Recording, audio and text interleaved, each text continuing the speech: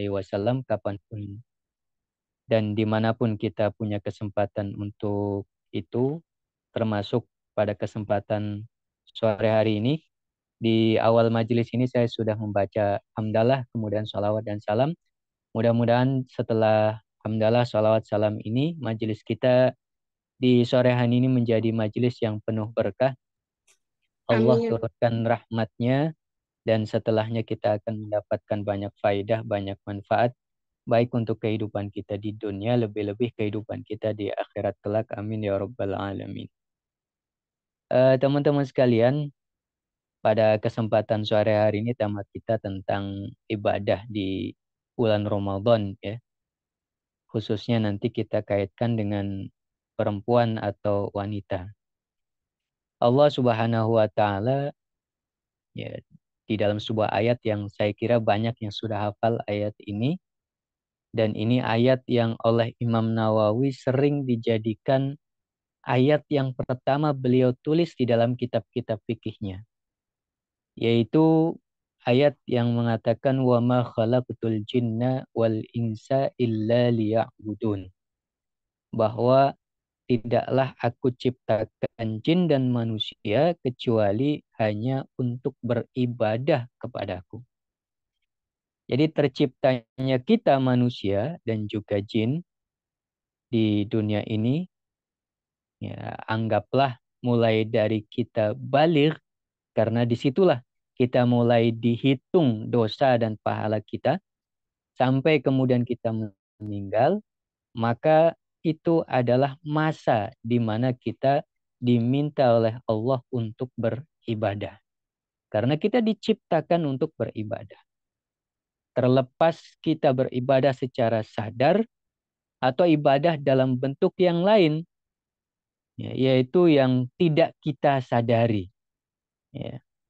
Ketundukan dalam makna kita tunduk di dalam sistem yang sudah Allah buat, kita hidup, kita mati, yang biasanya kita sebut sebagai sunnatullah, kita tunduk terhadap aturan-aturan itu, sistem itu, ataupun ibadah dalam makna ketundukan kita dalam bentuk ritual-ritual, yang itu akan ada pahalanya di sisi Allah Subhanahu wa taala.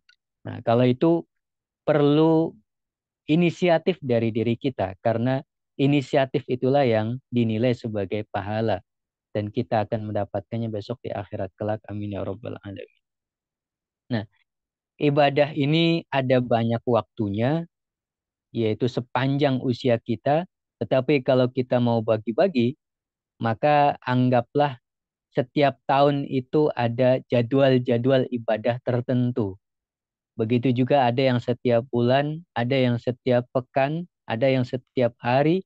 Ya, yang paling utama tentu yang setiap hari itu sholat 5 waktu. Nah, yang tahunan yaitu datangnya bulan Ramadan, bulan yang Allah berkahi.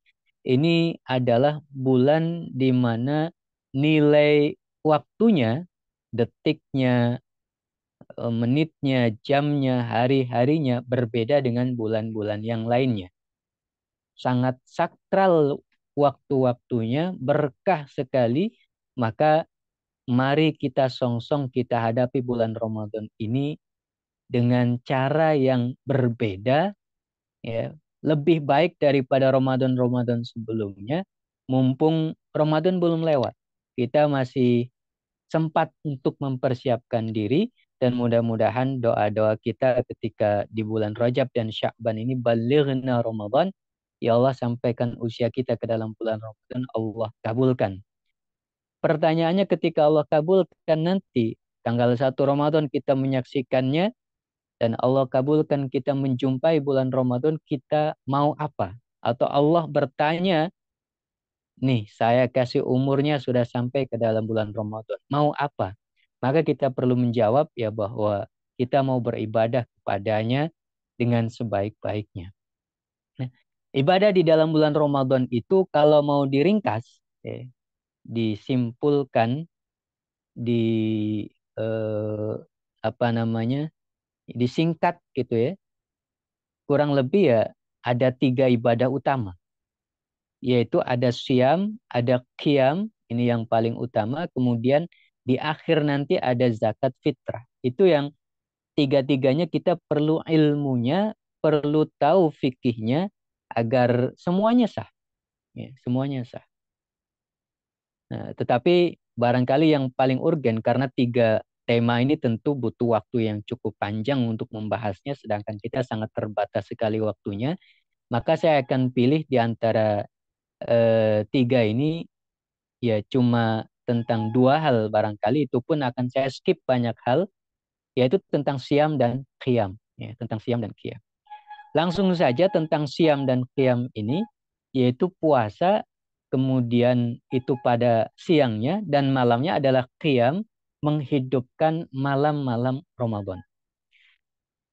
Tentang puasa maka ada banyak hal yang harus kita ketahui mulai dari awal masuknya bulan puasa itu bagaimana ketentuannya dan seterusnya itu tidak perlu kita bahas panjang. Intinya ketika pemerintah mengumumkan kapan kita ikuti itu yang paling utama atau mungkin ada yang berkeyakinan lain silahkan.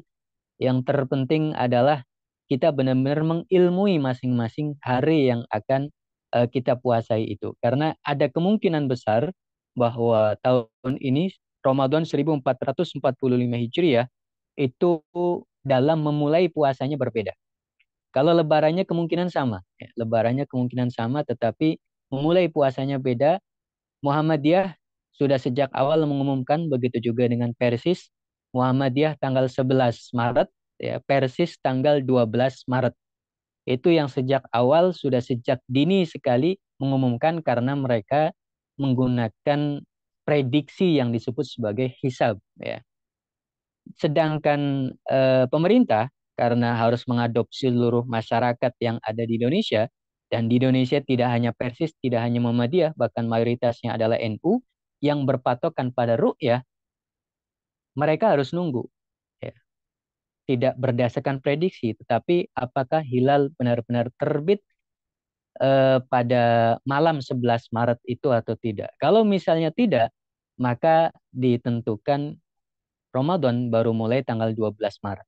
Berarti kalau misalnya sama dengan 11, sama dengan Muhammadiyah, kalau misalnya sama dengan 12, sama dengan Persis, yaitu pemerintah. Ya, karena harus mempertimbangkan adanya NU. Tapi kemungkinan akan diumumkan tanggal 12, karena titik hilalnya itu sangat kecil sekali untuk bisa dilihat. Tetapi itu hanya sekedar pengetahuan. Ya. Yang penting kita ikuti salah satunya itu sudah sangat cukup, itu sah dan kita ilmui. Kemudian yang berikutnya, yang paling penting dari fikih puasa adalah kita mengetahui syarat dan rukun. Ya.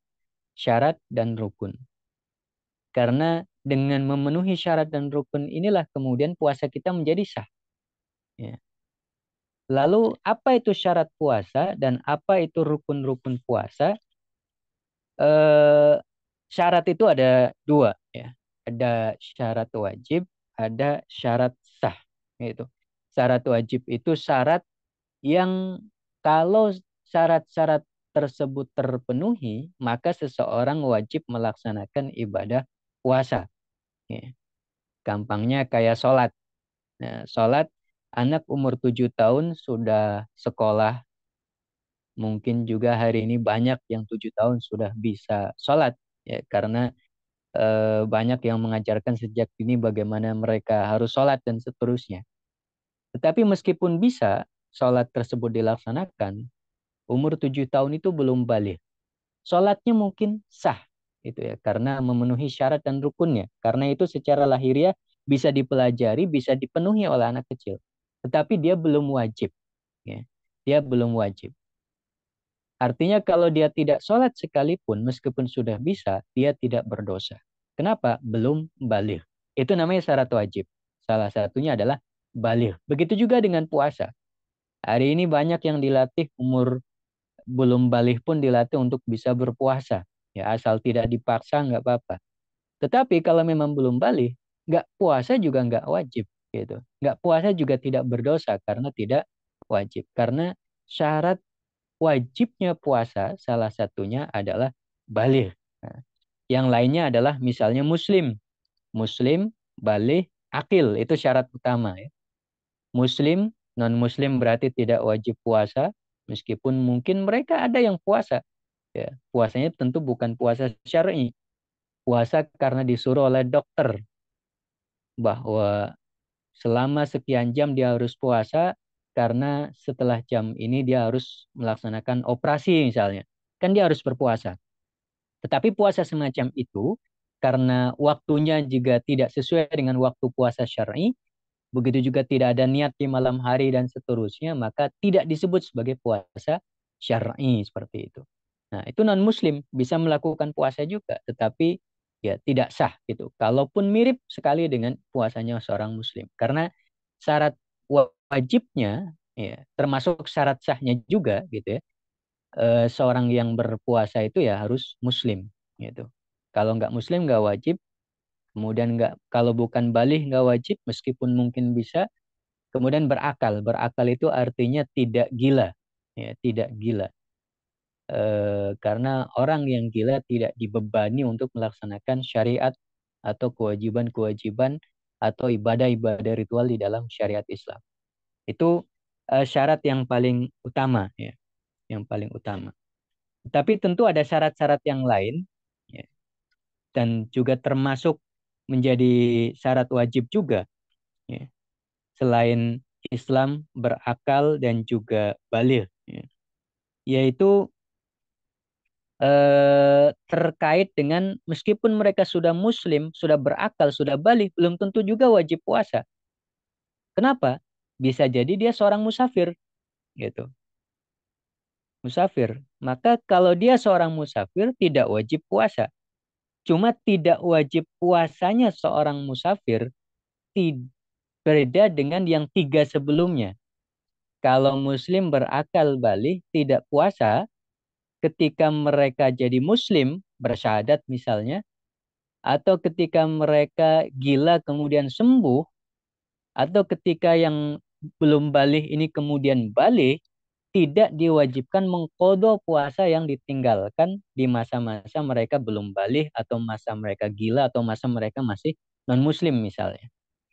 Nah, sedangkan syarat wajib yang lainnya itu dalam makna mereka memang nggak wajib, tapi ada kewajiban mengkodo puasa di hari yang lain. Ya. Misalnya apa? Misalnya tadi safar, musafir itu nggak wajib, ya. Nggak wajib. Tapi ada kewajiban untuk mengganti di hari yang lainnya. Selain safar, sehat, apa namanya orang yang sakit, ya orang yang sakit. Orang yang sakit nggak wajib, tentu tidak semua jenis sakit ya. Sakit yang bisa terpengaruhi sakitnya oleh puasa. Kalau terpengaruhinya menjadi lebih parah gitu ya. Misalnya gara-gara puasa sakitnya jadi nambah atau sakitnya jadi lama sembuhnya, maka makruh berpuasa gitu. Yang seperti ini makruh berpuasa, sebaiknya berbuka. Tapi kalau sakitnya gara-gara puasa malah menjadi berbahaya, jadi mati dan seterusnya, atau jadi terluka parah, berat sekali gitu ya, yang apa namanya membuat lumpuh lah atau bagaimana seperti itu, pokoknya sangat parah, itu menjadi haram untuk berpuasa. Tapi kalau gara-gara puasa eh, sakitnya ya tidak menjadi parah sekali, cuma jadi nambah tapi sedikit gitulah, pengaruhnya sedikit, itu hanya sampai makruh saja gitu. Berpuasanya sampai makruh. Nah, tetapi mereka semuanya tidak wajib puasa, ya, tidak wajib puasa. Sakit yang terpengaruh sakitnya dengan puasa, maka tidak wajib puasa. Ya, tidak wajib puasa. Ada yang tidak wajibnya sampai haram berpuasa, ada yang cuma makruh berpuasa. Tergantung pengaruhnya itu seberapa besar. Kalau sampai membuat mati atau membuat lumpuh, membuat yang sangat berbahaya sekali, itu sampai haram berpuasanya. Ya. Ya. Tetapi tidak puasanya atau tidak wajibnya ya sebatas pada saat sakit saja. Cuma ada konsekuensinya di luar Ramadan, dia wajib untuk menggantinya, mengkodo puasanya. gitu. Jadi musafir, sakit gitu ya. Kemudian di ayat puasa kan bukan hanya musafir yang sakit ya, wa 'alal ladzina yutiqunahu, orang yang tidak kuat puasa. Jadi syarat wajib puasa ya yang kuat. Kalau tidak kuat ya tidak wajib puasa. Makna tidak kuat apa? Ya orang yang sama sekali ketika dicoba berpuasa itu tidak mampu gitu. Bukan orang yang sebenarnya mampu tapi saya nggak kuat gitu. Alasan pribadi aja gitu karena nggak mau berpuasa. Tapi memang dia memang nggak kuat. Seperti sebagian lansia yang tidak semua lansia itu tidak kuat ya. Ada banyak lansia yang umurnya 80, 90 tapi puasa masih kuat. 30 hari, 29 hari masih hatam gitu. Nah, tetapi ada juga lansia yang baru sahur kemudian jam 8 9 dia udah nggak kuat sekali gitu. Maka yang tidak kuat sama sekali berpuasa ini ya tidak wajib, cuma tetap ada konsekuensinya. Ya. Kalau yang tadi muslim berakal balik itu syarat wajib yang ketika tidak melakukan ya tidak memenuhi syarat ini tidak ada konsekuensinya. Kalau yang tiga lainnya yaitu musafir, sakit, kemudian yang tidak kuat, itu ada konsekuensinya. Musafir sakit wajib mengganti atau qadha di hari yang lain. Kalau yang tidak kuat, ya, lansia dan seterusnya, tidak semua lansia tentunya, yang sudah mencoba puasa tapi beneran nggak kuat, ya, maka konsekuensinya fidyah, ya, fidyah. Sebanyak hari yang ditinggalkan. Kalau memang tiap tahun memang nggak kuat, sudah dicoba, maka setiap tahun ya tidak usah puasa, tinggal bayar fidyah saja. Tahun ini ada berapa hari, 29 hari, ya tinggal bayar 29 hari. 30 hari, bayar 30 hari. Itu syarat wajib. Ya. Eh, Yang pertama, bagian yang tidak ada konsekuensinya, yaitu muslim, berakal, balik. Ketika mereka non-muslim nggak wajib, tapi ketika jadi muslim, yang ditinggalkan sebelumnya ya tidak wajib diqodho. Begitu juga yang berakal, dulunya pas tidak berakal tidak puasa, pas kemudian berakal, pada saat tidak berakal ya tidak wajib qodho. Begitu juga dengan sebelum balik nggak puasa, pas balik tidak wajib qodho. Tapi yang sakit, kemudian musafir dan tidak kuat berpuasa ada konsekuensinya, qodho dan fidyah. Itu syarat wajib. Ya.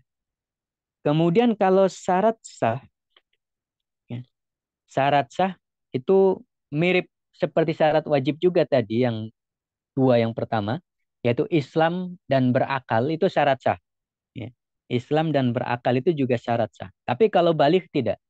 Anak kecil kalau bisa berpuasa dari subuh sampai maghrib kuat, tidak makan, tidak minum, dan malamnya juga bisa niat, ya sah puasanya meskipun belum balik. Gitu.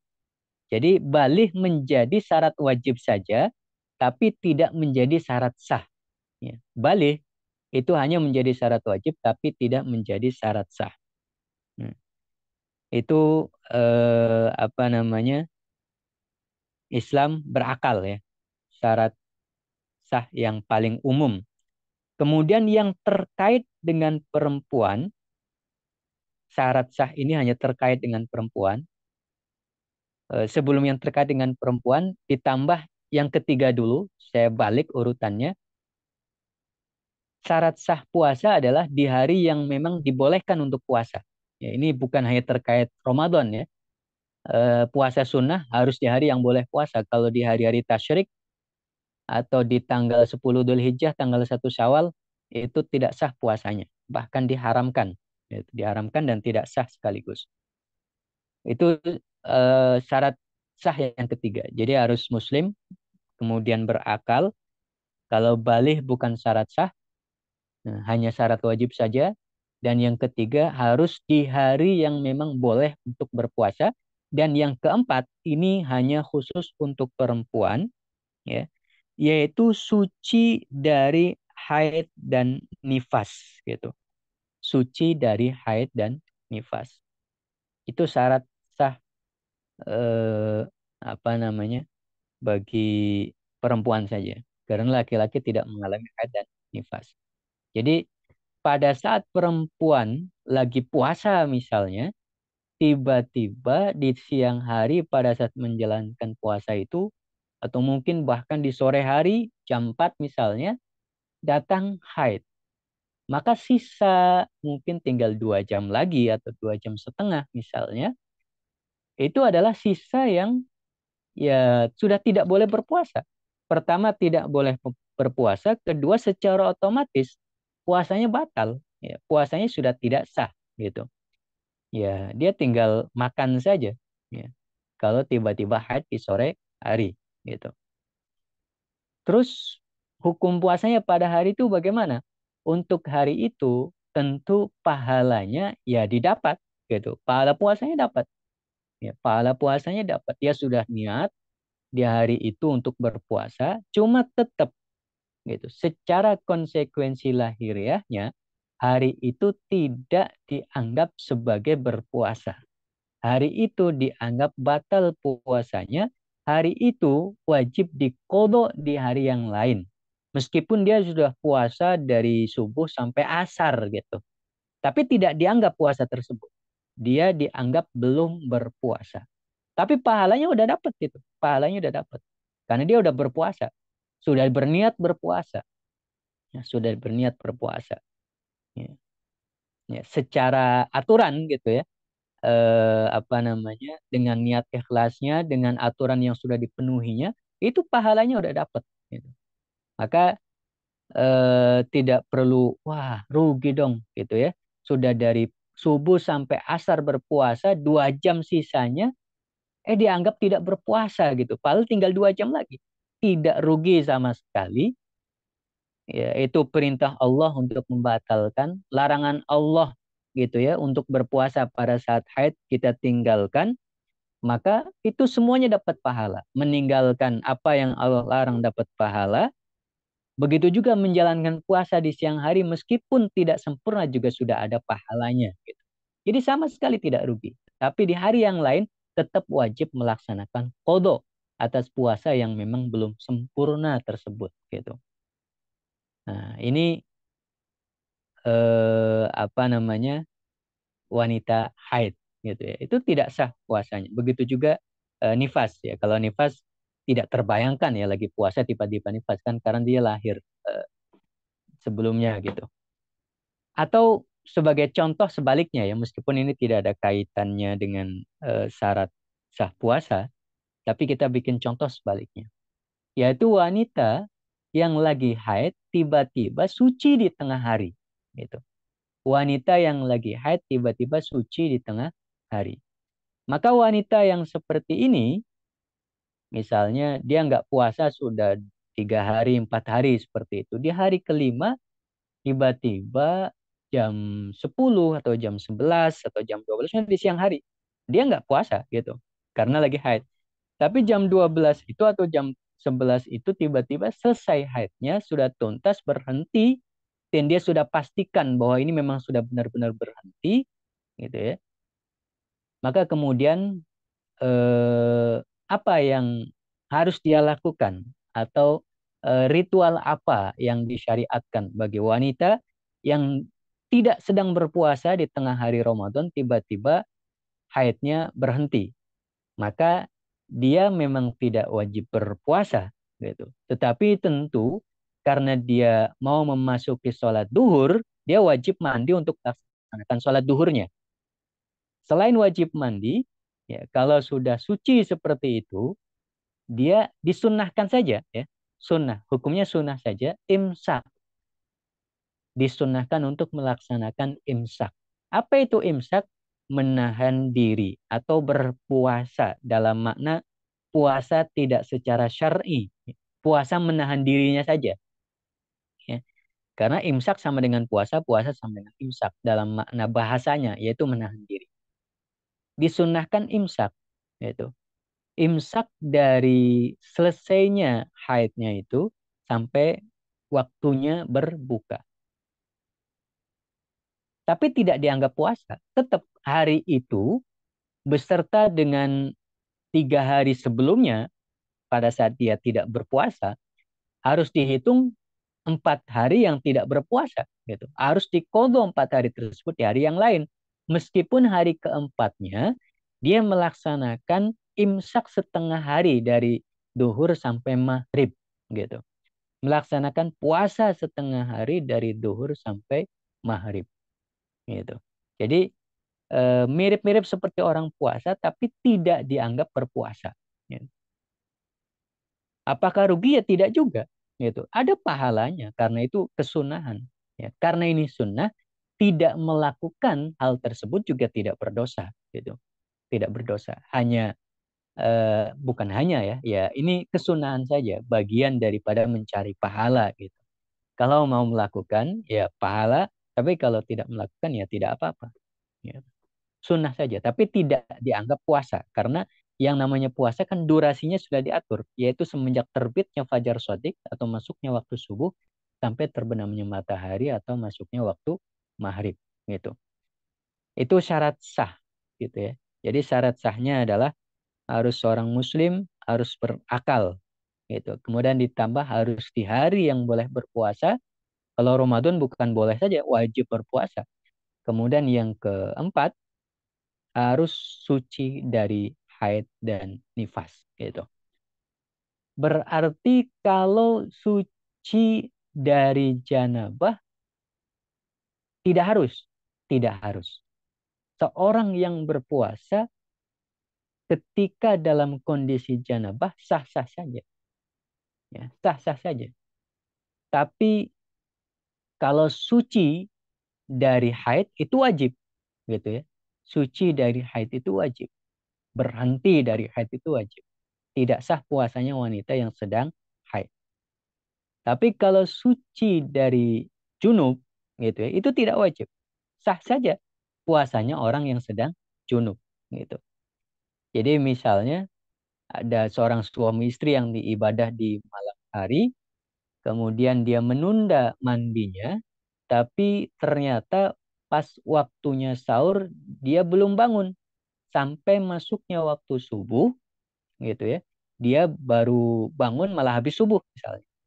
Ya sahur sudah tidak ada waktunya, ya dia tetap wajib puasa.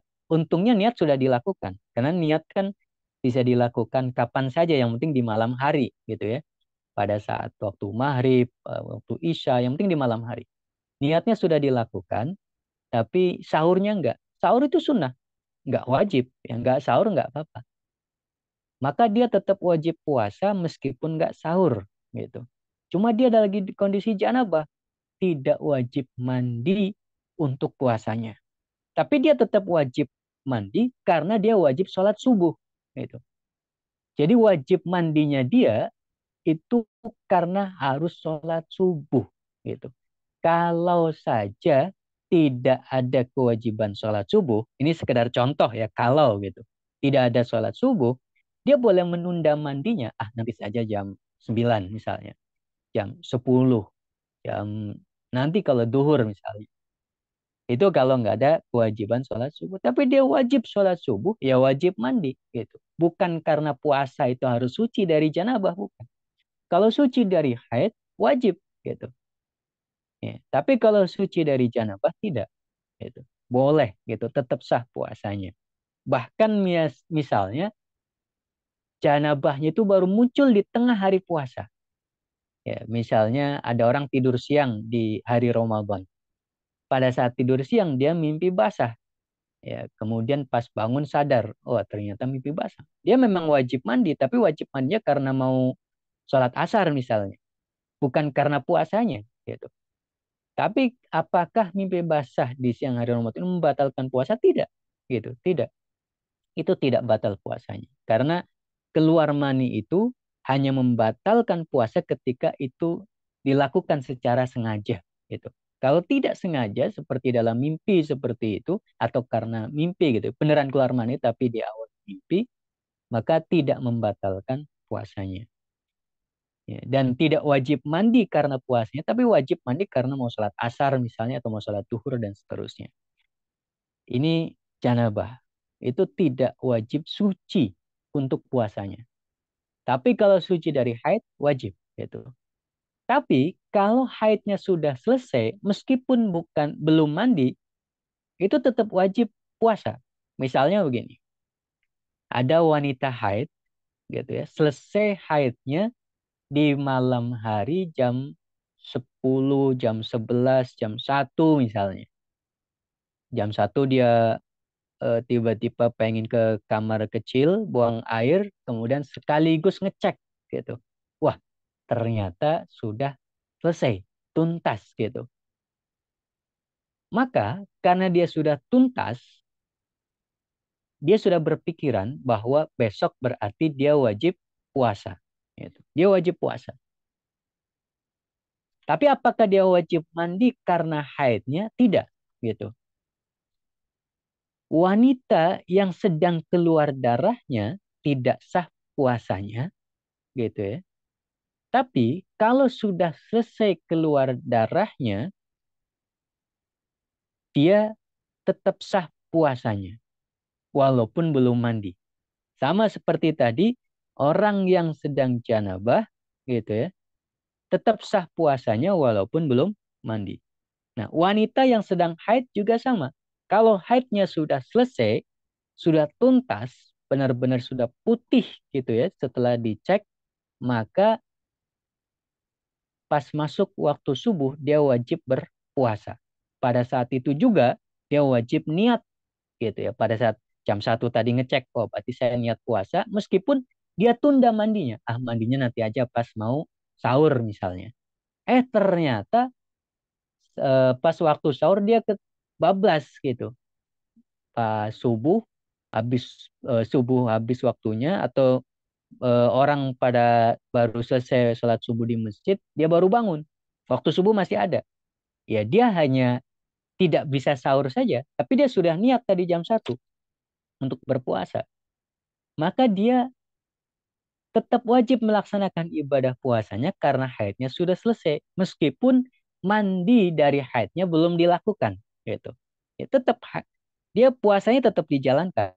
Itu tetap sah. Gitu. Nah, dia tetap wajib mandi bukan karena puasanya. Wajib mandinya karena dia harus melaksanakan sholat subuh. Gitu. Ya, jadi wanita haid tidak boleh puasa, gitu ya. Bahkan haram berpuasa, tidak wajib berpuasa, tapi wajib mengganti di hari yang lain ketika darahnya masih mengalir. Ketika darahnya sudah berhenti, maka dia wajib untuk berpuasa.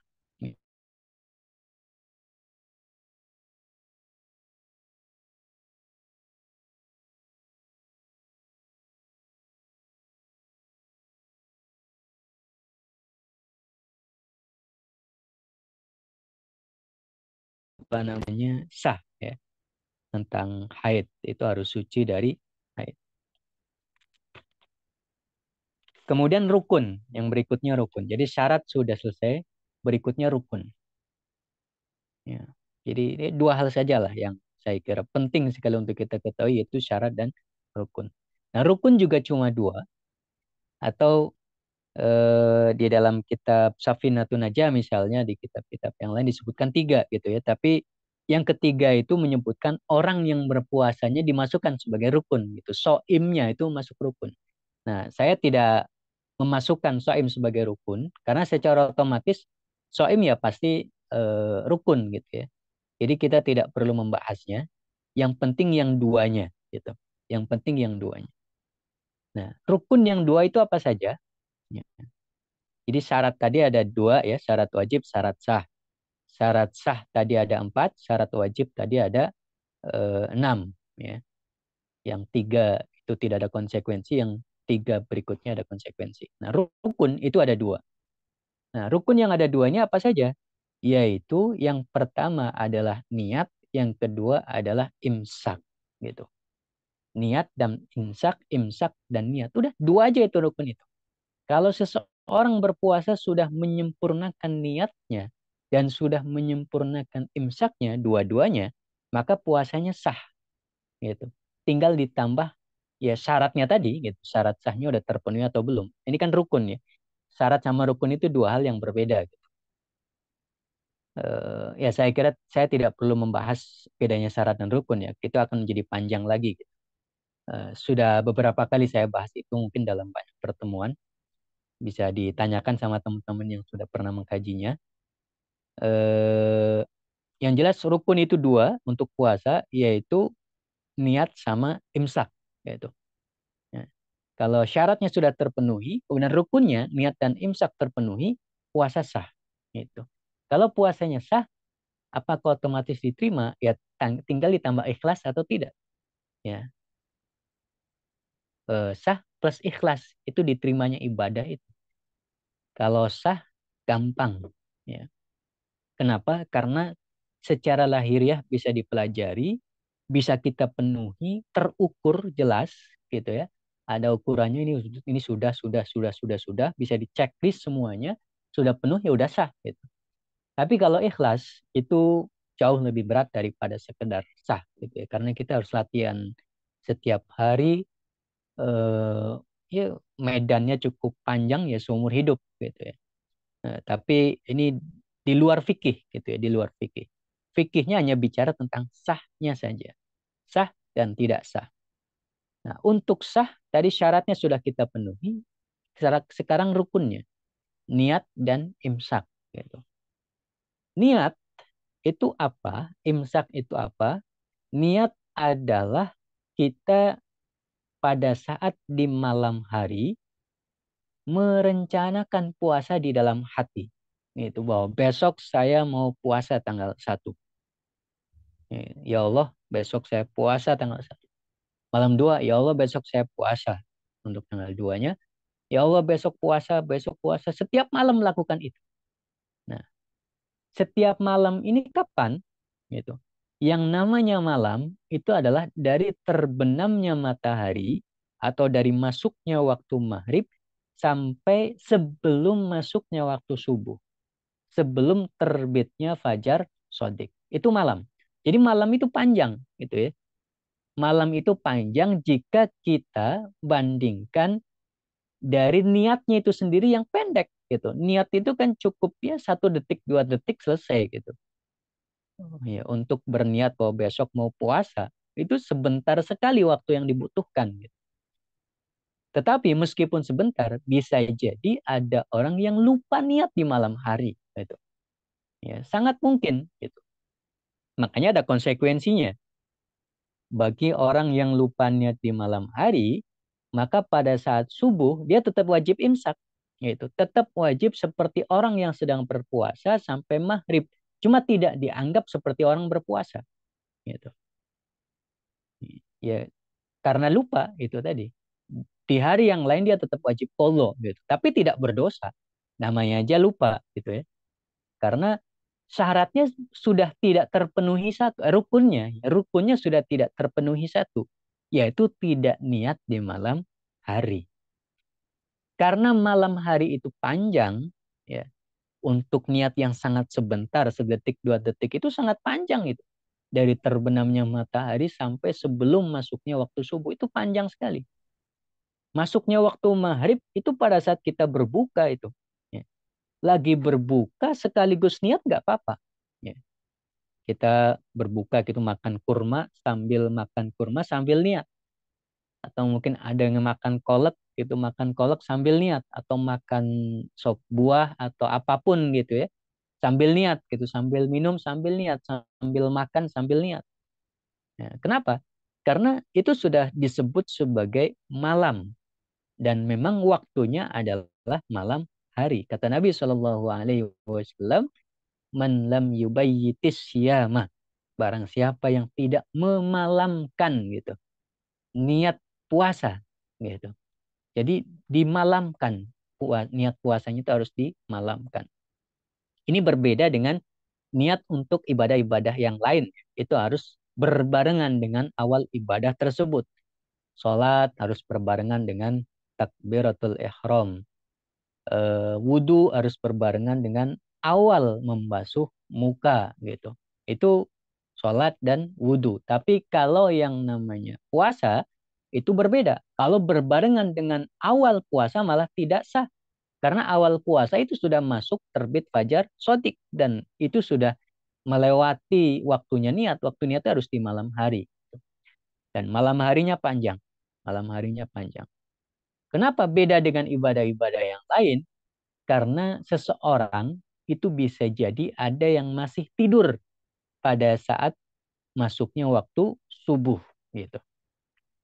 Kalau dipaksakan seperti ibadah yang lain, yaitu harus berniat di awal ibadah itu sendiri, maka bisa jadi gitu ya, orang yang tadi masih tidur ya jadi tidak niat ya, karena awalnya sudah lewat gitu. Maka diberikan keringanan ya sudah, untuk niat puasa waktunya panjang gitu. Dari masuknya waktu maghrib sampai terbenamnya matahari, panjang sekali gitu. Ya, untuk niat yang sedetik dua detik itu tentu panjang sekali. Jadi pada saat buka sekalipun sambil niat boleh, sah gitu.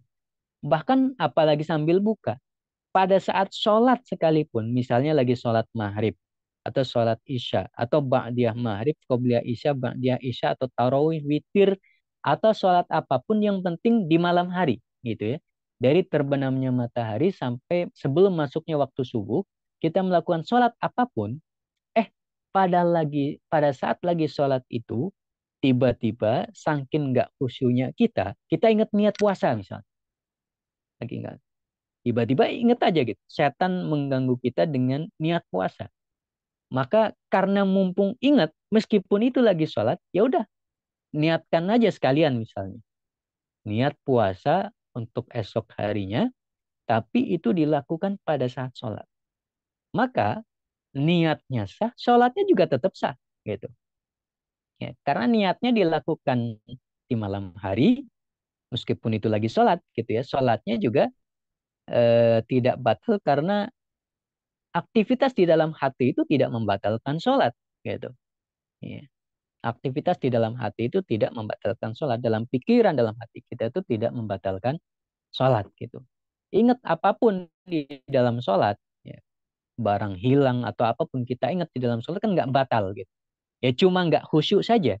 Meskipun nggak khusyuk itu bukan cuma ya, karena pahala sholat kita itu sangat dipengaruhi oleh seberapa besar kekhusyuan kita, gitu. Nah, tapi sholatnya tetap sah, niat puasanya juga sah gitu. Meskipun dilakukan pada saat sholat. Yang penting sholatnya adalah sholat di malam hari. Kalau sholatnya sholat subuh ya nggak sah. Karena itu sudah masuk pagi hari seperti itu. Jadi niat dilakukan di malam hari. Ya. Makanya para ulama kita di Indonesia ini kemudian banyak yang mengingatkan masyarakat untuk berniat di malam hari dengan setiap habis tarawih gitu ya, itu bersama-sama melafadzkan niat nawaitu shaumawudin an ada ifardhi syahri Ramadan dan seterusnya.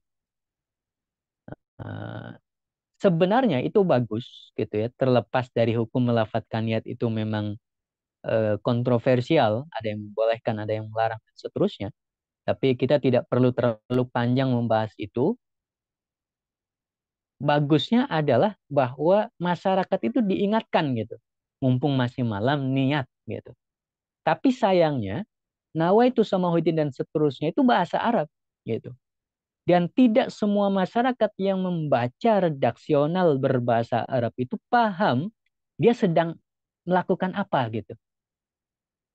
Karena para ulama terdahulu yang mengingatkan dengan cara seperti itu, sepertinya terputus penjelasannya kepada ulama-ulama berikutnya gitu ya, untuk menjelaskan kepada masyarakat bahwa kita sedang apa ini, nawaitu samahudin.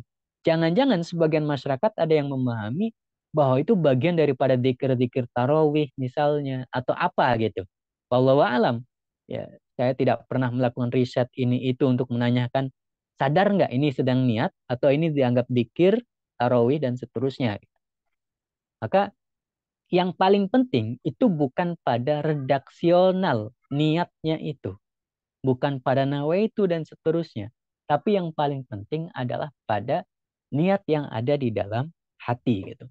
Kalau niat yang ada di dalam hati sudah dilakukan, ya, dan itu dilakukan di malam hari, maka tinggal imsaknya di siang hari gitu.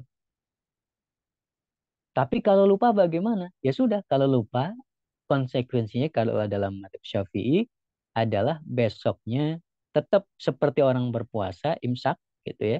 Cuma di hari yang lain tetap wajib mengqadha seperti itu. Tidak berdosa gitu ya. Cuma mungkin bagi sebagian orang, wah sayang sekali gitu ya. Dianggap seperti orang berhutang. Tapi kalau kita melakukan itu secara ikhlas, ini perintah Allah dan seterusnya, ya itu ada pahalanya. Gitu. Itu ada pahalanya. Tidak ada yang sia-sia di sisi Allah Subhanahu wa taala gitu. Tetap kita melakukan itu semuanya ikhlas karena perintah Allah Subhanahu wa taala. Walaupun ada sebagian ulama gitu ya yang memberikan alternatif kalau lupa, khawatir lupa dan seterusnya ikut madhab Maliki saja gitu. Apa itu? Yaitu niatnya dirapel di malam 1 Ramadan. Sejak malam 1 Ramadan saya niat puasa sebulan full gitu. Tapi dalam pandangan mayoritas ulama gitu ya, ulama Syafi'i itu tetap tidak bisa gitu. Karena puasa itu ibadah yang terpisah antara satu hari dengan hari-hari yang lainnya. Tidak bisa digabung dengan satu niat gitu. Harus tetap satu puasa ya satu niat. Masing-masing puasa memiliki niatnya sendiri-sendiri. Buktinya ketika ada satu puasa yang batal di hari ke-11 batal, hari ke-12 batal misalnya, itu tidak membuat hari yang lain tanggal 1 sampai 10, tanggal 13 sampai 30 menjadi ikut batal gitu. Tidak. Yang batal ya hanya tanggal 11-nya saja, tanggal 12-nya saja. Kenapa? Karena ini hari yang terpisah, puasa yang terpisah dengan hari-hari yang lainnya. Karena ini puasa yang terpisah, niatnya juga harus dibuat secara terpisah setiap malam gitu.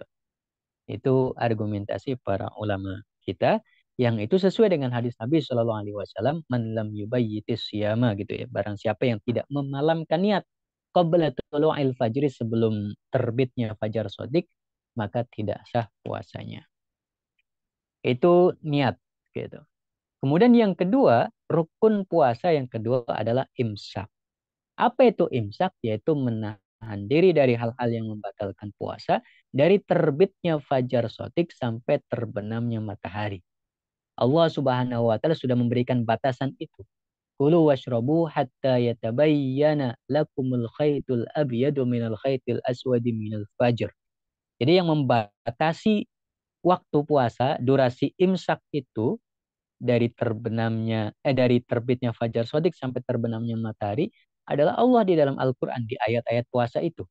Gitu. Jadi kita tidak boleh lagi makan, tidak boleh lagi minum karena Allah sudah mengatakan wakulu washrabu, silahkan masih boleh makan, masih boleh minum gitu. Tapi kalau sudah terbit fajar shodiq sudah tidak boleh lagi kata Allah. Maka kalau kita lagi sahur gitu ya, lagi minum, sahur dan seterusnya, itu silahkan lanjutkan. Tapi kalau sudah terbit fajar sodik, kita harus sudah berhenti. Bahkan ketika ada makanan di mulut, kemudian terbit fajar sodik, kita harus memuntahkan makanan yang ada di mulut tersebut. Gitu. Harus dimuntahkan. Nah, kenapa? Karena Allah sudah membatasi itu. Gitu. Allah sudah membatasi itu. Kemudian mungkin ada yang bertanya tentang hadis Nabi Shallallahu Alaihi Wasallam, gitu ya. Idza sami'a ahadukumun nida, ketika salah satu di antara kalian mendengarkan adzan, wal ina'u fi yadi ahadikum, dan piring itu masih kalian pegang gitu ya, maka lanjutkanlah sahur kalian gitu sampai berhentinya adzan tersebut gitu. Hadis ini tidak bisa dijadikan sebagai landasan untuk membolehkan seseorang melanjutkan sahurnya sampai berhentinya adzan. Kenapa? Pertama, karena bertentangan dengan ayat Al-Quran tadi yang membatasi durasi puasa gitu ya. Itu harus diawali dari terbitnya fajar sodik. Dan kalau sudah terbit fajar sodik harus berhenti. Kecuali kalau adzan yang dimaksud tadi itu belum masuk fajar sodik. Misalnya kita dengar adzan padahal lagi sahur gitu. Maka tetap boleh dilanjutkan makannya, sahurnya. Kalau kita yakin bahwa adzan ini belum masuk fajar sodik. Mungkin muadzinnya terlalu cepat. Muadzinnya salah lihat jam atau jamnya salah gitu yang dilihat oleh muadzin dan seterusnya, maka kita boleh lanjut gitu. Karena memang seperti itulah yang dulu terjadi di zaman Nabi Shallallahu Alaihi Wasallam, bahwa masih boleh untuk melanjutkan sahurnya itu ketika adzan yang dimaksud adalah adzannya Bilal gitu. Bilal. Kenapa? Karena Bilal adzan itu sebelum masuk waktu subuh. Ya, sebelum masuk waktu subuh. Untuk membangunkan orang yang mau sahur-sahur, yang mau apa namanya tahajud, misalnya belum tahajud, ya silahkan tahajud seperti itu. Tapi kalau adzan yang kedua yaitu yang dilakukan oleh Ibnu Umi Maktum itu sudah terbit fajar shadiq. Nah, hadis tadi itu hadis tentang adzannya Bilal gitu. Sebab kalau hadis tadi dimaknai adzan subuh itu pertama bertentangan dengan ayat Al-Qur'an tadi, kedua agak ribet aturannya karena adzan di kita di Indonesia ini cukup banyak gitu ya. Hampir setiap musola masjid itu adanya tidak bareng. Baru selesai musola satu, masjid satu, tiba-tiba ada adzan berikutnya. Itu ada adzan berikutnya lagi, bisa bersambung-sambung itu.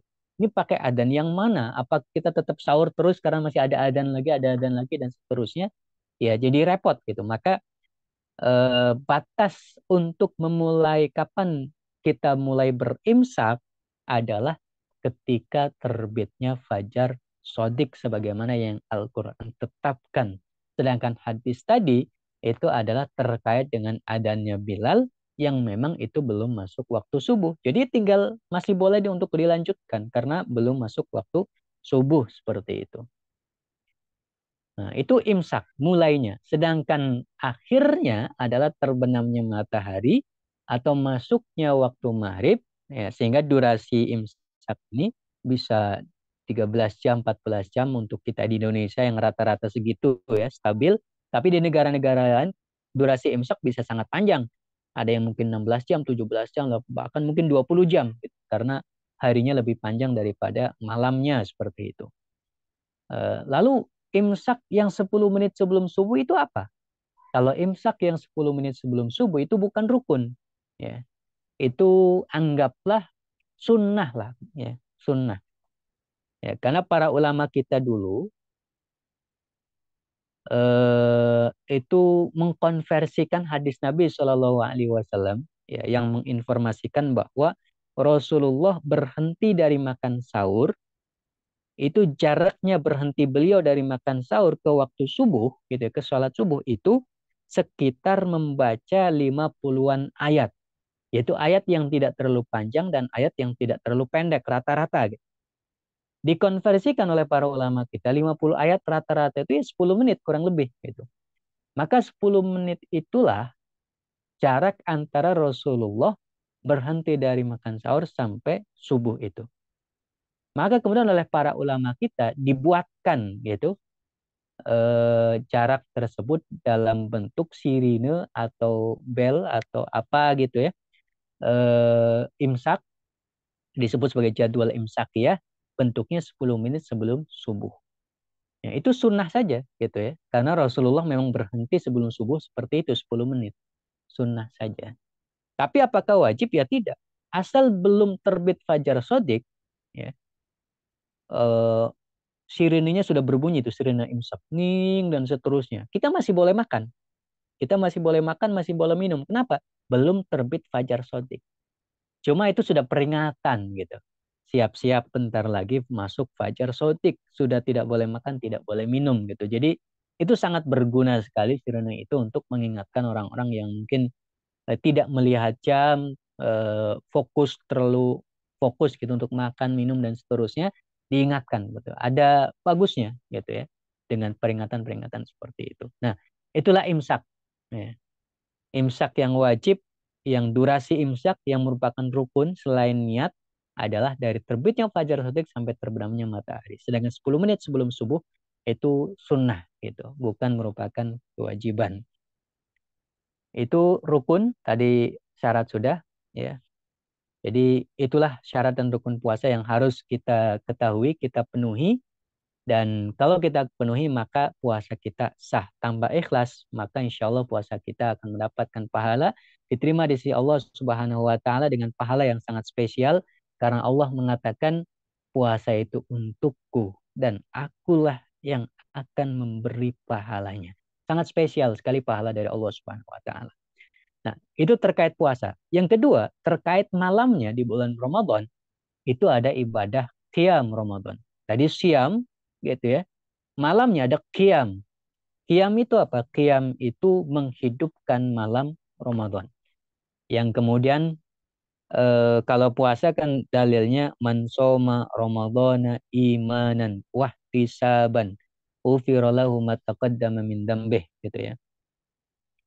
Barang siapa yang berpuasa karena iman dan ihtisab. Iman, iman itu ya karena beriman gitu tentang puasa ini beriman kepada Allah Subhanahu wa taala, percaya apa namanya ya tentang wahyu-wahyu Allah Subhanahu wa taala dan ihtisab itu benar-benar semangat antusias mencari pahala di bulan Ramadan. Maka kalau terpenuhi iman dan wahtisaban ini Allah akan ampuni semua dosa-dosanya yang telah lalu. Yang telah lalu Allah ampuni. Ufirallahu ma taqaddama min dzambi. Itu puasa. Begitu juga dengan yang namanya qiyam Ramadan. Itu ada hadis yang sama dengan redaksi diganti somanya koma. Man qoma Ramadan. Kalau puasa soma Ramadan. Kalau qiyam Ramadan adalah man qoma Ramadan imanan wahtisaban. Barang siapa yang menghidupkan malam Ramadan, ya, imanan wahtisaban karena iman dan ihtisab, maka ghufirallahu ma taqaddama min dzambih gitu. Saya percepat saja untuk qiyam Ramadan ini. Qiyam Ramadan ini kemudian para ulama ada yang mentafsirkan bahwa itu adalah tarawih itu sendiri gitu. Karena setiap malam kita melaksanakan ibadah tarawih itu. Maka kalau itu adalah tarawih, laksanakanlah tarawih dengan sehusyuk-husyuknya, jangan cari cepatnya gitu. Karena itu tadi harus ihtisaban, benar-benar mencari pahala dari Allah Subhanahu wa taala. Bagaimana mungkin seseorang disebut berihtisab kalau dia melakukan tarawihnya secara cepat-cepat gitu, mencari selesainya dan seterusnya. Nah, itu yang pertama. Kedua, kalau bisa selesai tarawih bersama imam gitu. Jangan pulang terlebih dahulu. Ini khususnya bagi mereka yang misalnya biasa 8 rakaat tapi masjidnya 20 rakaat. Nah, kalau memang biasa 8 rakaat dan mau pulang di tengah-tengah perjalanan menuju 20, sebaiknya sejak awal cari masjid yang 20 saja gitu. Kenapa? Ya rugi gitu. Ruginya apa? Karena Nabi SAW mengatakan barang siapa gitu ya yang dia tidak pulang kecuali setelah selesai bersama imam, maka dia dianggap seperti menghidupkan semalam suntuk gitu. Jadi mau 20 rakaat ataupun 8 rakaat, yang penting jangan pulang kecuali setelah semuanya selesai sampai witir gitu. Biar selesainya bersama imam gitu. Karena pahalanya jauh lebih banyak dianggap seperti menghidupkan semalam suntuk. Jadi isaknya sholat berjamaah, kemudian subuhnya berjamaah, tarawihnya selesai bersama imam, maka setiap malam kita dianggap gitu ya, isya berjamaah, subuh berjamaah saja udah dianggap seperti semalam suntuk. Ditambah tarawihnya selesai bersama imam, itu sudah dianggap selesai bersama imam, dianggap seperti menghidupkan semalam suntuk. 2 kali itu terakumulasi seperti itu. Nah, ini apa namanya? Qiyam Ramadan gitu ya. Belum ditambah dengan misalnya habis tarawih qiyamnya ditambah dengan tilawah dan seterusnya gitu. Nah, itu tentang rakaatnya dan seterusnya saya kira tidak perlu terlalu panjang, tetapi khusus gitu ya untuk perempuan yang mungkin sedang mengalami haid sehingga tidak bisa melaksanakan tarawih secara sempurna 30 malam, bagaimana? Ya sama seperti bulan-bulan yang lain gitu ya. Bulan-bulan yang lain tentu dia tidak bisa tilawah sempurna 30 hari. gitu. Ya, maka kalau dia tidak bisa tilawah sempurna 30 hari, kan pasti kalau sudah menjadi kebiasaannya, dia sudah mempersiapkan bahwa tanggal sekian sampai tanggal sekian biasanya saya akan haid. Berarti selama sebelum tanggal itu saya harus menuntaskan semua tilawah saya sampai selesai gitu misalnya. Kalau memang target setiap suci hatam 1 kali gitu. Misalnya targetnya seperti itu. Eh, sudah diatur sedemikian rupa gitu. Kenapa? Karena ketika sudah memasuki masa haid, haram dia bertilawah, tidak boleh gitu. Ya, dalam pandangan mayoritas ulama haram bertilawah, tidak boleh sama sekali. Ya seperti yang sudah pernah kita kaji gitu di dalam kitab Safina, ada 10 hal yang tidak boleh dilakukan bagi wanita haid. Seperti itu salah satunya adalah membaca Al-Quran. Membacanya itu tidak boleh gitu. Apalagi apa namanya memegangnya gitu ya. Kalau orang yang belum berwudu gitu ya, tapi tidak dalam haid, tidak dalam janabah, itu membacanya masih boleh, megangnya nggak boleh gitu ya. Ini membacanya saja nggak boleh gitu. Membacanya saja nggak boleh. Maka itu semuanya sudah dipersiapkan. Termasuk ketika memasuki bulan Ramadan, tanggal yang kira-kira haidnya kapan itu dipersiapkan. Berarti masa tilawahnya saya kapan, masa tarawihnya saya kapan, masa puasanya saya kapan dan seterusnya itu semuanya sudah terukur gitu. Sudah terukur. Maka itulah masa-masa produktif beribadah dalam bentuk ibadah melaksanakan perintah-perintah gitu. Tadi di awal sekali saya baca satu ayat yang mungkin teman-teman sudah hafal semuanya, wa ma khalaqtul jinna wal insa illa liya'budun. Tidaklah aku ciptakan jin dan manusia kecuali hanya untuk beribadah. Harus dipahami makna ibadah itu apa? Makna ibadah itu dalam sebuah tafsir gitu ya, Al-Imam Al-Mujahid misalnya menafsirkan ibadah itu ya liya'budun dalam ayat tersebut adalah ibadah adalah melaksanakan perintah menjauhi larangan gitu. Melaksanakan perintah menjauhi larangan.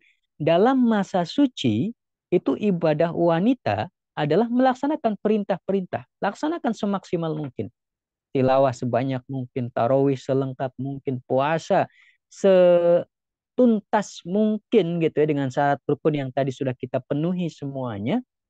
Nanti pada saat haid ibadah juga gitu ya. Ibadah juga. Cuma kalau pada saat masa suci adalah ibadahnya berbentuk melaksanakan perintah, pada saat haid ibadahnya berbentuk menjauhi larangan. Itu ibadah gitu. Itu ibadah. Dan ibadah menjauhi larangan itu jangan sampai membuat seorang wanita yang sedang haid itu jadi seperti semua ibadah tidak boleh dilakukan gitu. Yang dilarang dengan yang tidak dilarang, saya kira semuanya paham, menyadari sangat sedikit sekali yang dilarang gitu. Tapi mungkin terbayangkan dalam diri wanita itu sendiri seolah-olah seperti semuanya dilarang gitu. Nah, ini yang mungkin perlu dirubah gitu. Yang dilarang itu sedikit. Apa yang dilarang? Ya puasanya saja, sholatnya saja, tilawahnya saja. Itu saja yang dilarang gitu ya. Sedangkan yang lain-lainnya gitu ya. Ya eh, kalau mau kita lengkapi tadi gitu ya. Ya ada 10 lah yang dilarang ya. Yang dulu kita baca di kitab Safina itu. Cuma ada 10 yang dilarang, sisanya silahkan kita lakukan. Gitu. Jadi kalau kita terbiasa pada saat tidak dalam kondisi haid, bangun pada saat sahur gitu ya. Dan sahur itu biasanya bangunnya lebih pagi gitu. Ya. Jam 3, setengah 3 mungkin sudah biasa bangun. Maka pada saat haid, ya tetap bangunnya sama gitu. Bangunnya sama. Mungkin alasannya bisa jadi karena untuk masak dan seterusnya. Tapi bisa jadi ada yang alasannya dua. Ada yang bangun karena untuk tahajud, karena untuk tilawah dulu baru masak dan seterusnya. Maka yang biasa melakukan itu tetap bangun di waktu yang sama gitu ya. Tetap bangun di waktu yang sama, tapi ingat, yang dilarang bagi wanita yang sedang haid itu hanya tahajudnya di malam itu. Gitu. Dia tidak boleh berwudu karena haid, dia tidak boleh tahajud, tapi boleh untuk duduk gitu ya di tempat yang biasa duduk, karena di rumah kan tentu bukan masjid gitu ya. Atau mungkin duduknya di tempat yang lain, silahkan cari untuk berzikir, membaca sholawat, membaca tasbih, takbir, tahmid, dan banyak zikir-zikir yang luar biasa besar pahalanya di sisi Allah Subhanahu wa taala, termasuk istighfar, karena di sepertiga malam yang terakhir itu Allah Subhanahu wa taala turun untuk bertanya, siapa di antara hamba-hambaku yang minta ampun gitu. Hal min mustafir, ada yang minta ampun nggak di sepertiga malam yang terakhir ini? Hal min sa'il, ada yang sedang meminta-minta atau tidak gitu di malam yang sepertiga malam yang terakhir ini gitu. Jadi ketika Allah bertanya seperti itu di sepertiga malam yang terakhir, itu tidak dikecualikan gitu ya, bahwa ini saya hanya bertanya bagi yang selain haid ya. Yang sedang haid silahkan lanjut tidur saja. Enggak. Istighfar, berdoa, memanjatkan apapun kepada Allah di sepertiga malam yang terakhir dan seterusnya. Itu berlaku bagi semuanya. Itu wanita haid ataupun yang sedang sedang tidak haid. Yang tidak boleh bagi wanita haid itu hanya apa namanya, tahajudnya saja, wudhunya saja, dikir-dikir yang lain masih boleh, tilawahnya saja nggak boleh gitu. Dikir-dikir tadi, tasbih, tahmid, takbir, istighfar, sholawat, itu semuanya masih boleh gitu, itu masih boleh. Itu tidak dilarang, itu masih diperintahkan gitu. Sedangkan ibadah di dalam makna menjauhi larangan-larangan hanya sedikit sekali gitu, sedikit sekali. Dan ketika kita menjauhi larangan karena Allah, tidak puasa karena Allah, tidak tilawah karena Allah, tidak tahajud karena Allah, tidak sholat subuh karena Allah, itu ada pahalanya gitu, ada pahalanya. Tapi dengan syarat, ada pahalanya ketika kita eh, ya apa namanya, tidak senang gitu ya, tidak senang karena kita tidak beribadah gitu. Misalnya ada orang yang tidak sholat seneng, wah jadi nggak sholat nih, kenapa? Lagi haid gitu, mumpung ada senang gitu. Nah, itu tidak ada pahalanya meskipun tidak berdosa gitu, tapi jadi tidak ada pahalanya. Kalau misalnya pada saat masuk waktu sholat dia kemudian, ya Allah, kalau saja di jam ini saya tidak haid, pasti saya sholat. Tapi karena engkau memerintahkan aku untuk tidak sholat, maka saya mematuhi perintahmu untuk tidak sholat. Oh, itu ada pahalanya. Gitu. Maka beda dengan laki-laki yang harus melakukan ibadah untuk dapat pahala. Nah, perempuan justru dengan tidak melakukan ibadah, dia mendapatkan pahala. Gitu. Ya, itu syarat-syaratnya penuhi saja gitu, bahwa dia tidak senang dengan tidak beribadah itu tadi, ya, dia justru kok tidak beribadah gitu, karena sudah menjadi kebiasaan beribadah. Pasti kalau sudah menjadi kebiasaan, ketika tidak beribadah ada perasaan-perasaan yang kosong, saya nggak ibadah lagi. Tapi kalau justru sebaliknya, pada saat haid malah apa namanya, mumpung dan seterusnya, ya jadi hilang gitu pahalanya. Maka tidak perlu risau gitu ya, karena ya seperti yang apa namanya dulu dialami oleh Aisyah gitu ya. Ya sedihnya nggak apa-apa lah. Dulu Aisyah juga sedih ketika lagi haji tiba-tiba haid gitu. Harus tawaf gitu ya. Harus tawaf tiba-tiba haid. Maka kemudian beliau tiba-tiba menangis. Rasulullah menyaksikan Aisyah menangis dan bertanya, kenapa engkau menangis gitu. Kemudian Aisyah menjawab, saya sedang haid gitu. Maka kata Nabi SAW, ya nggak usah bersedih gitu. Karena itu adalah amrun katabahullahu ala banati ibni Adam. Itu adalah apa namanya, sesuatu yang sudah ditentukan oleh Allah, sudah diputuskan oleh Allah untuk putri-putri daripada Adam alaihissalam gitu. Jadi itu sudah ketentuan Allah Subhanahu wa taala. Jadi tidak perlu sedih. Yang penting adalah lakukan apapun yang dilakukan oleh orang yang sedang haji, khairu alla at-tatufi, kecuali tawaf. Jangan lakukan kecuali setelah engkau suci gitu. Jadi apa namanya? eh ya ada yang dilarang, tapi ada juga yang tidak dilarang. Nah, yang tidak dilarang lakukan apapun yang tidak dilarang gitu. Tapi yang dilarang ini ya berhenti gitu. Jangan kemudian dilakukan gitu. Wallahu a'lam bishawab. Barangkali itu saja yang bisa saya sampaikan terkait dengan apa namanya eh fikih puasa secara umum dan khususnya tentang wanita haid tadi. Mudah-mudahan bermanfaat. Ini masih ada sisa dari waktu yang terjadwalkan. Barangkali bisa kita manfaatkan untuk tanya jawab kalau ada. Silahkan.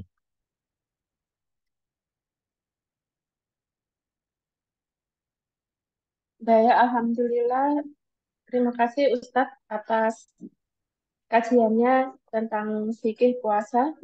Mungkin dari teman-teman ada yang ingin menyampaikan pertanyaan.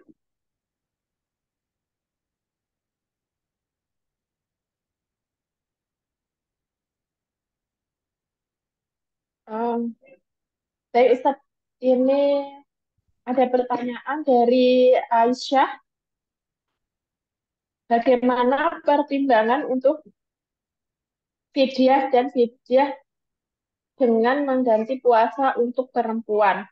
Maksudnya mungkin perempuan yang hamil dan menyusui gitu-gitu ya, Ustaz. Ya. Eh, jadi gini, wanita hamil dan menyusui, gitu ya. Pertama, dia tetap wajib puasa, gitu. Tidak ada di dalam syariat itu gara-gara hamil dan menyusui secara otomatis boleh tidak berpuasa. Itu tidak. Jadi wanita hamil dan menyusui tetap wajib berpuasa. Itu kaidah pertama. Itu kaidah pertama.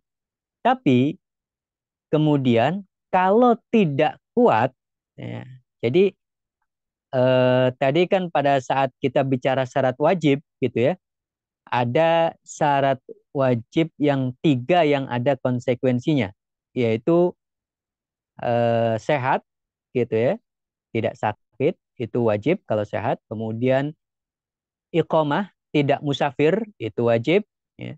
Kemudian kuat gitu, kuat yaitu tidak tadi bukan seperti lansia yang tidak kuat gitu. Jadi harus sehat, bukan musafir dan kuat gitu. Syaratnya itu.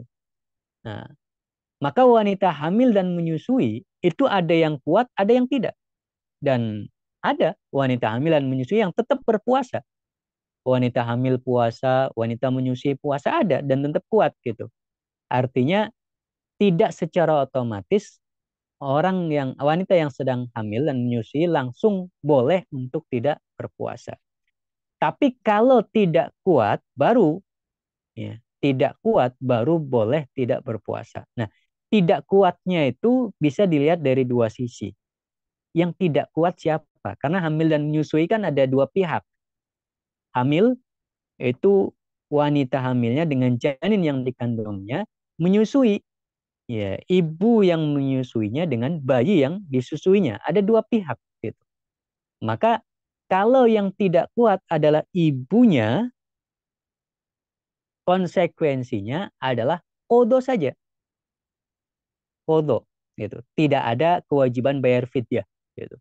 Kalau yang tidak kuat baik wanita hamil maupun menyusui, yang tidak kuat adalah ibunya, misalnya gara-gara puasa dia pusing, dia lemas, dia punya tidak kuat gitu. Maka nggak usah puasa. Yang penting nanti pada saat sudah tidak hamil, sudah tidak menyusui, kodo di hari yang lain gitu. Ini kalau yang tidak kuat adalah ibunya. Kalau yang tidak kuat adalah ibunya sekaligus bayinya, tapi masih ada ibunya gitu ya. Ibunya sekaligus bayinya sama, kewajibannya hanya kodo saja gitu. Tidak ada kewajiban bayar fidyah. Tapi kalau ibunya kuat, ya, lagi menyusui, ibunya kuat. Dia tetap sehat, tetap kuat, tidak ada pusing, tidak ada apa-apa gitu. Pas hamil juga sama. dia puasa kuat, nggak ada masalah gitu. Tapi pada saat periksa kandungan atau pada saat yang menyusui dia berpuasa, anaknya rewel terus gitu. Wanita ibu yang menyusui ini atau pas periksa kandungan, kok kandungannya kok jadi begini begitu dan seterusnya. Kamu puasa ya kata dokter gitu. Padahal ibunya kuat. Maka dia berarti termasuk orang yang kuat berpuasa tapi tidak melakukan puasa. Gitu. Karena dia kuat berpuasa tapi tidak melakukan puasa, konsekuensinya adalah karena dia tidak berpuasa, wajib qadha. Karena dia kuat tapi tidak melakukannya, dia harus bayar fidyah. Maka kalau alasannya karena bayinya saja, maka kewajibannya double, yaitu qadha sekaligus bayar fidyah. Itu. Tinggal hitung berapa yang ditinggalkan. Kalau sebulan full ya 30 hari atau 29 hari plus fidyahnya 29 atau 30 tadi gitu ya. Yang masing-masing fidyah itu 1 mud per harinya.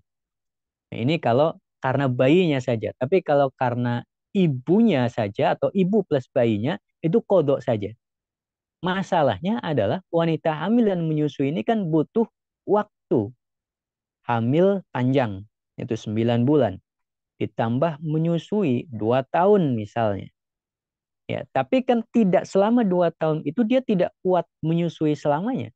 Bisa jadi di tahun pertama tidak kuat bayinya gitu misalnya atau dianya. Tapi di tahun berikutnya sudah kuat. Bisa jadi gitu ya. Semuanya harus dicoba.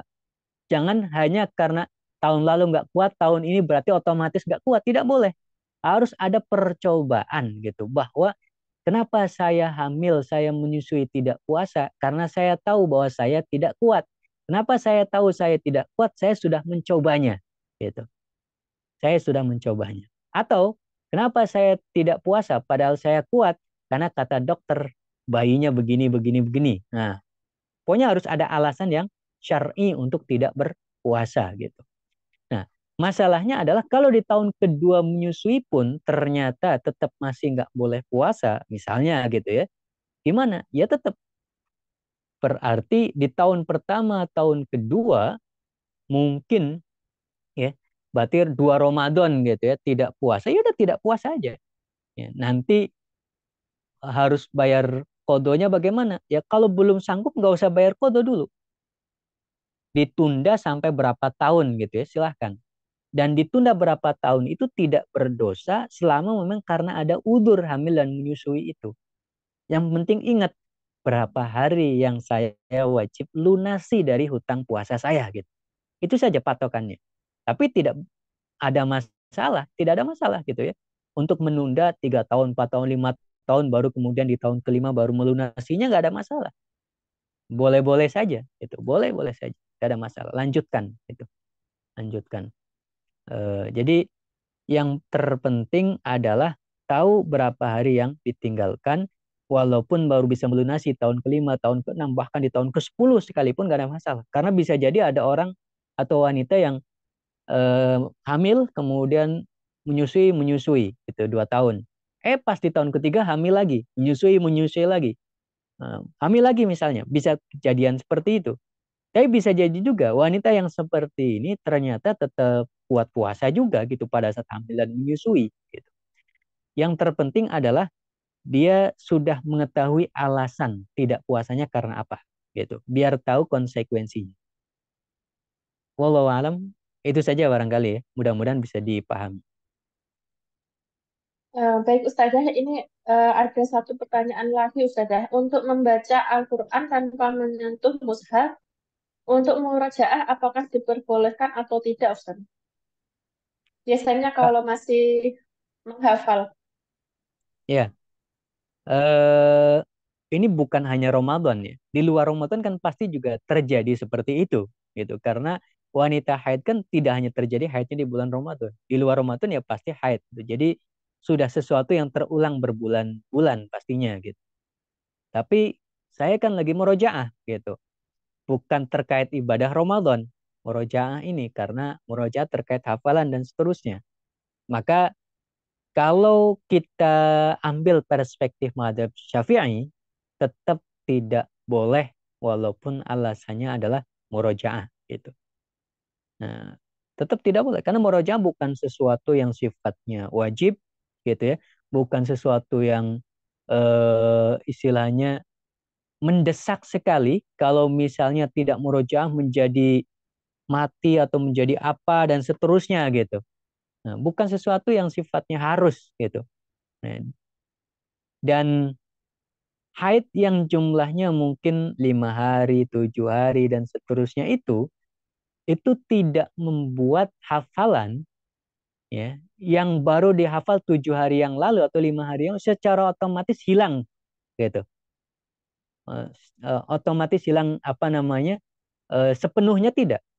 Ya, kalau sudah biasa murojaah cuma istirahat 7 hari ya maka di hari ke-8-nya atau katakanlah haidnya bukan sekedar 7 hari, 15 hari misalnya. Maksimal itu batas maksimal haid gitu. 15 hari gitu. Tetap kalau sudah rutin gitu ya melakukan murojaah, 15 hari itu bukan sesuatu yang membuat hafalan menjadi otomatis hilang gitu. Ya, kalau alasannya adalah takut hilang hafalan ya. Jadi apa namanya itu bukan menjadi alasan. Ini perspektif madhab Syafi'i. Tapi kalaupun misalnya kita tetap ada keharusan-keharusan tertentu yang membuat kita harus menghafal dan seterusnya, ya kita bisa pakai alternatif madhab yang lain yaitu di dalam madhab Maliki khusus bagi mereka para pengajar Al-Quran. Kalau tidak ada saya, nanti yang ngajar siapa? Tapi saya ini lagi haid. Cuma kalau saya libur, ilmu itu harus tetap harus diajarkan dan tidak ada yang ngajar kecuali saya. Meskipun haid, maka kemudian dia dibolehkan gitu ya, meskipun haid untuk tetap mengajarkan Al-Quran. Ya, mengajarkan Al-Quran pasti akan membacanya, pasti akan mengulang-ulanginya dan seterusnya gitu. Termasuk bagi yang sedang menghafal dan seterusnya itu tadi gitu ya, yang ada ketakutan nanti apa namanya hilang dan macam-macam gitu. Itu bisa menjadi alternatif menggunakan madhab Maliki kalau memang benar-benar urgent gitu. Tapi kalau masih bisa dihindari untuk tidak membaca seperti itu, ya madhab Syafi'i kalau bisa masih bisa kita pegang gitu. Tapi kalau benar-benar tidak mungkin, kita mungkin tetap wajib menghafal dan seterusnya, ya barangkali bisa menggunakan alternatif madhab Maliki itu tadi. Wallahu a'lam.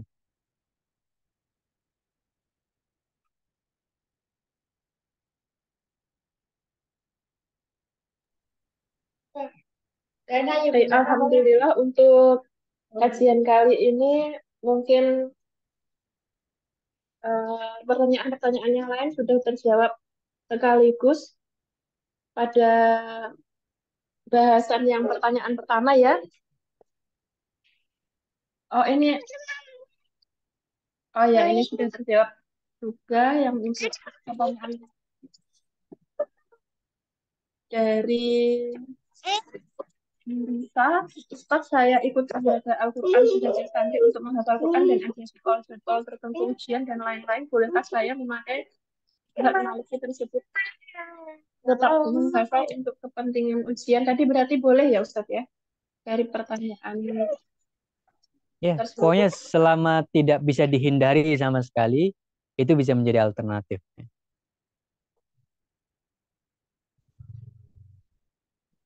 Baik Ustazah, baik Ustaz, terima kasih dan teman-teman juga terima kasih atas eh, atas kajian yang diberikan. Semoga menjadi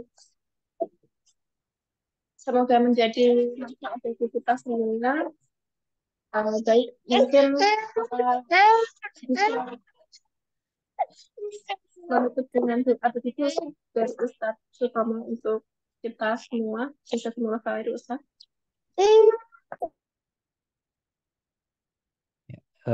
Baik, mari kita tutup dengan doa panjatkan kepada Allah Subhanahu wa taala mudah-mudahan usia kita disampaikan ke bulan Ramadan dan Allah tolong kita, Allah beri taufik kepada kita untuk melaksanakan puasa, siam, qiyam Ramadan dengan sebaik-baiknya.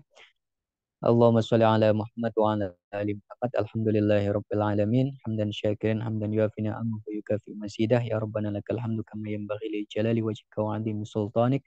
Allahumma rabbana taqabbal minna salatana wa siyamana wa qiyamana wa ruku'ana wa sujudana wa qu'udana wa tadarru'ana wa takhashu'ana wa ta'abbudana wa tamim taqsirana ya Allah ya rabbal alamin.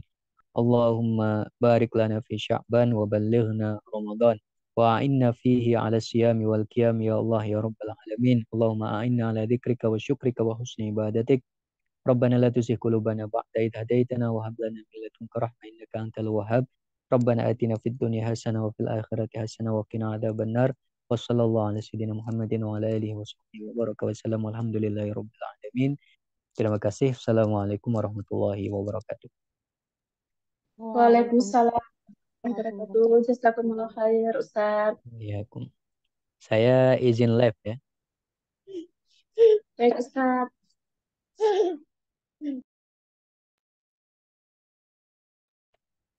Baik, terima kasih teman-teman semua atas perhatiannya dan atas partisipasinya dalam kajian pekan pertama ML Muslimah Learning Club bulan Maret ini. Semoga kita bisa bertemu dengan kajian-kajian selanjutnya. Jangan lupa untuk minggu depan ada kajian dengan Ustadz Riyadus Solihin tentang Ramadan bersama Al-Quran. Mudah-mudahan kita bisa bersemangat untuk datang di forum ilmu kita berikutnya juga ya. Untuk rekaman kajian bisa dilihat di YouTube Muslimah Learning Club. Terima kasih atas perhatiannya. Mohon maaf atas segala kekurangan atas kurang lebihnya saya mohon maaf. Assalamualaikum warahmatullahi wabarakatuh. Waalaikumsalam warahmatullahi wabarakatuh. Terima kasih Bu Dokter.